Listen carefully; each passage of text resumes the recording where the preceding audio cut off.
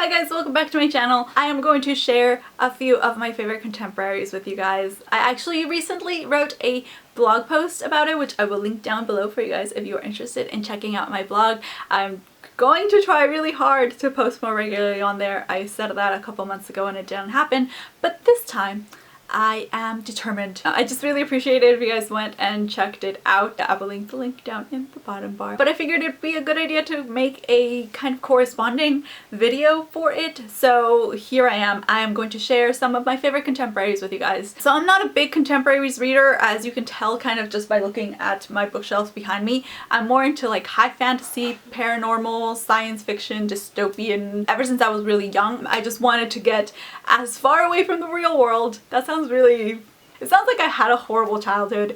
It wasn't that bad. Just I really read to just get away from the world. So I picked a lot of stuff that was non-relatable, I guess, in a certain sense, to the world. So I was never really into contemporaries until I would say probably last year is when I actually started to read a little bit more. I do think that they're really nice, especially if you're someone like me who reads a lot of fantasy.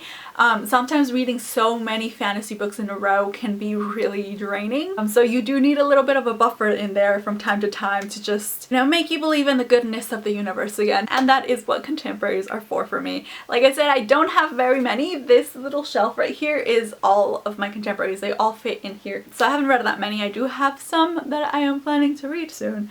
But these are the ones that I want to share with you guys and that I really like. I kind of divided my selections into two categories. This first category that I'm going to talk about is the heart-wrenching, why on earth did I do this to myself? And these are the books that you hate yourself for reading and for making yourself like go through all that, but at the end you still really love them. From that description alone, you're going to be able to guess my first choice. It is The Fault in Our Stars by John Green. This book, I tried very hard to avoid it for the longest time until before the movie came out. I decided to finally read it and I really liked it. I am the type of person who will avoid sad things like they're the plague.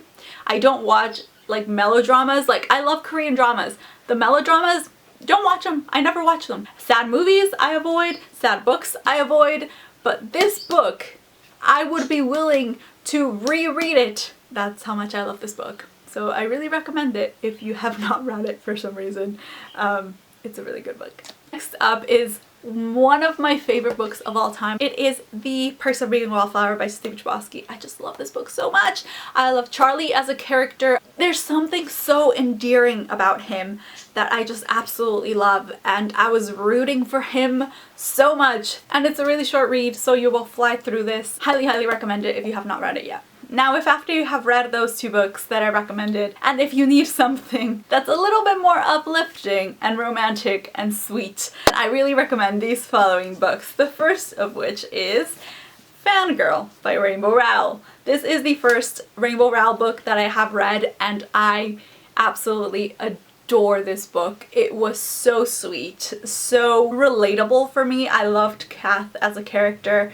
I related to her so much on so many things. I think the only thing, and this is going to be an unpopular opinion here, but the only thing I actually didn't maybe like as much about this book was the fanfiction. Now it wasn't bad per se. I think it was like really well written. At like maybe around the halfway point, I just didn't really care for the fanfiction and I ended up skipping a lot of it through the book because I just wanted to find out what was going on with Kath, and especially with Kath and Levi. I really like it and I highly recommend it. I actually have Eleanor and Park right there somewhere. It's off camera, you can't see it. I am planning to read that soon, hopefully. I really enjoyed it and I highly recommend this book if you haven't read it. And my last three recommendations I am grouping together, and they are the Anna and the French Kiss Companion Trilogy by Stephanie Perkins. Anna and the French Kiss, Lola and the Boy Next Door, and Isla and the Happily Ever After. I love them so much. They're so sweet and adorable, and these are the type of books that if you are having a bad day or you just want something that is really light and fluffy and sweet and romantic, these are the books for you. They are so sweet. They are so cute. I love the characters in this. I love Stephanie Perkins' descriptions. She's just such a great kind of feel-good writer, I think. I love, love, love these books. I think if I had to pick my favorite, it would probably be Isla and the Happily Ever After, because I just related to Isla so much as a character. I really, really liked Isla and her relationship with Josh. I just highly, highly recommend it. And then I think my second favorite would probably be Anna and the French Kiss, and then my third would be Lola. But I still really, really highly recommend these. I still really, really love all of them. Such good books, guys. Such good books.